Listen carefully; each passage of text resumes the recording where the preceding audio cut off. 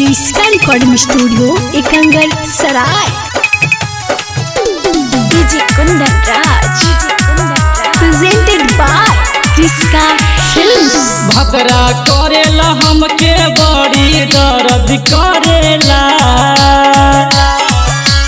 ए सखी, भतरा करेला हमके बड़ी दर्द करेला। लहंगा उठा के दाना दहन मारेला ए सखी हो, लहंगा उठा के दाना दहन मारेला। डीजे कुंदन राज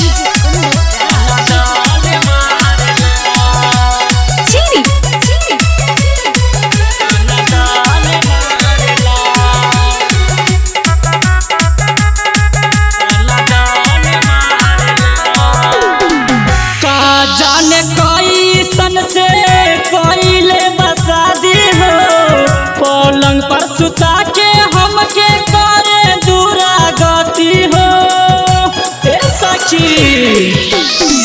का जाने कैसन से कोइले बसादी हो, पलंग पर सुता के हमके करे दूरा गति हो।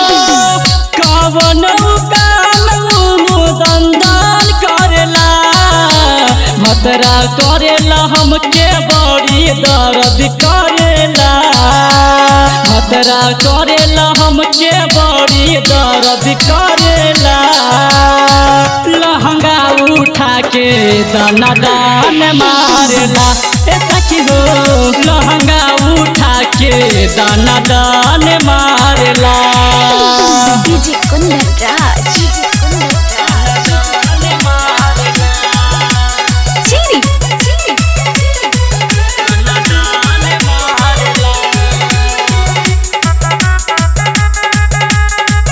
रिकॉर्डिंग स्टूडियो एकंगर सराय। नीतीश रुदाल पियबू कोइले बड़ायाती, पलंग पर सुता के हमके करे दूरा गति।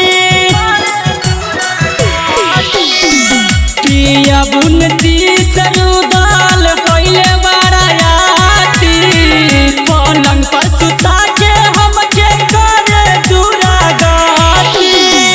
सिद्धू दीवाना नहीं दर्द बुझाता, सिद्धू दीवाना नहीं दर्द बुझाता। लहंगा उठा के दाना दान मारेला ए सखी हो, लहंगा उठा के दाना दान मारेला। इसका रिकॉर्डिंग स्टूडियो एकंगर सराय।